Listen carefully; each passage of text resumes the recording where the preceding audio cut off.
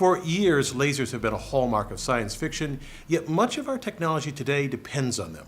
Range-finding devices, optical communications, and of course, barcode scanners. The unique characteristics of laser light make all these things possible. However, its use by eye surgeons to reattach retinas highlights them all. Injury can cause the eye's retina to peel away from the tissue supporting it. Without rapid treatment, the entire retina can become detached, causing blindness. Surgeons use green laser light of nearly a single wavelength because that color passes through the eye's lens and vitreous humor without being strongly absorbed, and thus without causing damage. The laser beam then strikes the retina where the tissue strongly absorbs that light, using the high-intensity light to weld the detached retina back into place. The beam's narrowness allows the surgeon to affect only the area of the retina that needs to be repaired, areas as small as 30 microns. How a laser creates light with these three characteristics is a tour de force of engineering. Let me show you. Any glow-in-the-dark toy can illustrate the basic principles of creating laser light. This glows because the zinc-copper-based compound coating the inside can absorb energy from a light source and then later radiate it as light.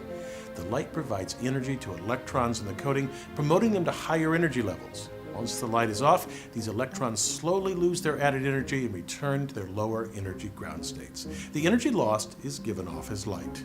A closely related phenomenon lies at the heart of a laser. Let me tell you about the engineering in the very first laser based on ruby. Here I have a tiny piece of ruby and some red colored glass beads. When I shine the blue light on the glass beads, nothing much happens, but shine it on the ruby and it glows red. Unlike the glow-in-the-dark ball, the light appears immediately, and when I shut off the blue light, it disappears. In 1960, Ted Mayman demonstrated the first laser by taking a cylinder of ruby and surrounding it with a xenon arc flash lamp used in aerial photography. An intense burst of light from the lamp initiates lasing. To see how it works, let's look at what happens with a weaker lamp. A flash would promote a few electrons from the ground state to an excited state.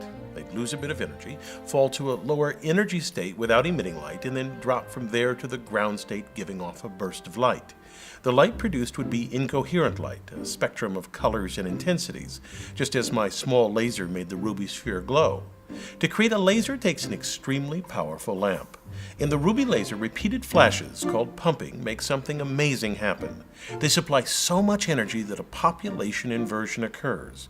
Here, more electrons in the energy level just above the ground state than in the ground state.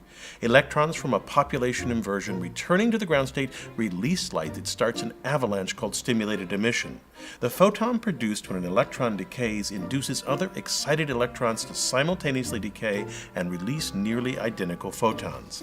That creates coherent light, meaning that the crests and troughs of every light wave in the beam match up. Now, at this point, we have coherent light, but not yet the other two properties of laser light.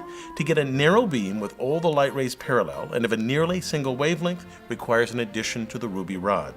Mayman silvered the ends to reflect the light within the ruby cylinder. He made the two ends of the rod astonishingly parallel to each other. From top to bottom, the distance between these two mirrors differs by no more than 200 nanometers.